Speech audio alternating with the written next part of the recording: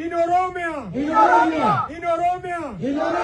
Abiy Ahmed. Laureate. Winner.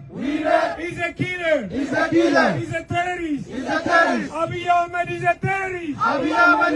Muddee 16 bara 2022 irraa eegalee hawaasni Oromoo Niizerlaand jiraatan duguuggaa sanyii mootummaa Itoophiyaa faannoo Amaaraa akkasumas humna addaa Amaaraa fi waraana Eertiraatiin uummata keenya irratti raawwatamaa jiru mormuun magaalaa Zaheegeetti hiriira kan gaggeessan yoo ta'u xalayaa isaaniitiin waajjira Haji Alaa Niizerlaand paarlaamaa Niizerlaandidhaa fi imbaasii Turkiyyeetti galchanii jiru. Akkasumas hiriirtonni kunniin qaama imbaasii Turkiyyee Zaheeg jirutti argamuudhaan diroonii mootummaa Abiy Ahmediif kennuudhaan uummata nagaa ijoollee fi maanguddoota ajjeessaa fi mana barnoota barbadeessaa akka jiru bifa dhaadannoodhaan ibsanii fi jiru. Bifuma wal fakkaatuun hiriira mormii sirna biltsiginnaa irratti ardii Awurooppaa keessatti bakkoota hedduutti kan gaggeeffamaa jiru yoo ta'u Jarman magaalaa Berliin, Faransaay magaalaa Paarisii fi Liyoon akkasumas Noorwee magaalaa Oslo baargan dabalatee isaan muraasa ta'uu barameetii jira. Dabalataanis hiriira mormii hawaasni Oromoo Awustiraaliyaa magaalaa Meelboornitti sirna biltsiginnaa balaaleffatuudhaan gaggeeffameetii jira. Stop! Drone attack! In civilians! On civilians! Abiy Ahmed! He's a murderer! Abiy Ahmed! He's a butcher!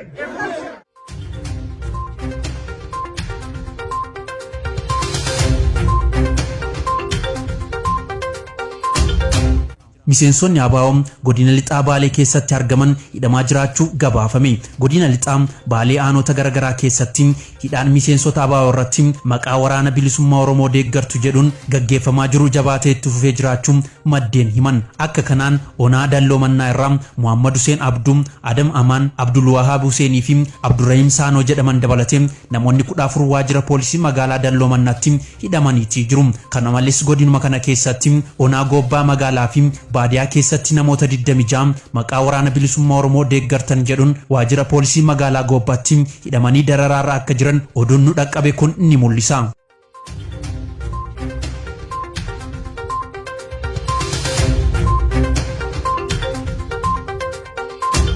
Poolisiin magaalaa Maqii nama dheeraa Itoophiyaa Nagoojimaa guyyaa sanbataa Muddee 10 bara 2022 irraa eegalee hidhaa buusee akka jiru maatiin isaa himan. Miseensonni poolisii magaalaa Maqii Nagoon godina Shawaa Bahaa magaalaa Maqii hoteela keessatti isaa nyaata ajajee nyaachuuf ta'aa jiru naannoo sa'aatii 10tti to'annoo jala oolchuu fi mana hidhaa magaalattii ganda duwwaa 3 keessatti argamutti hidhamee kan jiru yoo ta'u miseensi maatii Nagoo maqaan akka hin dhaamne isa gaafachuuf deeme inni dubbata.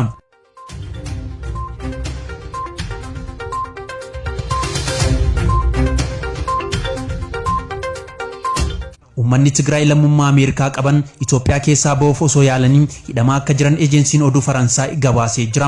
Mootummaan nageenya biyyattii fi jecha uummataa ukkaamsaa jira jechuun gabaasni kun ni dubbata. Ameerikaan balallii xiyyaara addatti lammiilee ishee baafachuuf karoorfattee kan haqxe ijjannoo mootummaa kanaa irraa kan ka'e ta'u gabaasni kun eereetii jira. Ji'a fulbaana keessa mootummaan fi aangoonni Ameerikaa lammiilee Ameerikaa fi iyyattoota immigireeshinii 217 Tigraay irraa gara Finfinneetti akka fudhatan eeruun maddii oduu arganne kun ni dubbata.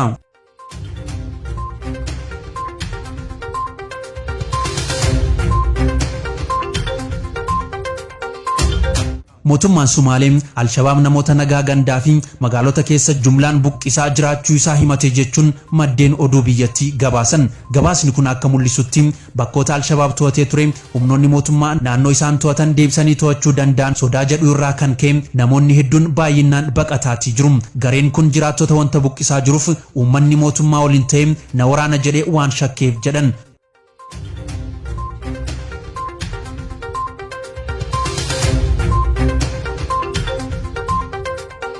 Gumiin mootummaa United States fi hooggantoota Afrikaa guyyoota 3 Washingtonitti gaggeeffamaa ture kaleessa ennaa xumurametti pirezidaantiin United States Joe Biden biyyattii Afrikaa daawwachuuf akka jiran mallattoo agarsiisan. Mootummaan isaanii Afrikaadhaaf cicha cimaa akka qabu kan deddeebiin dubbatan pirezidaantiin Joe Biden hooggantoonni Afrikaa fedhii uummata isaaniif akka kabaja kennan hubachiisanii jiran. I told some of you invited me to your countries. I said be careful what you wish for.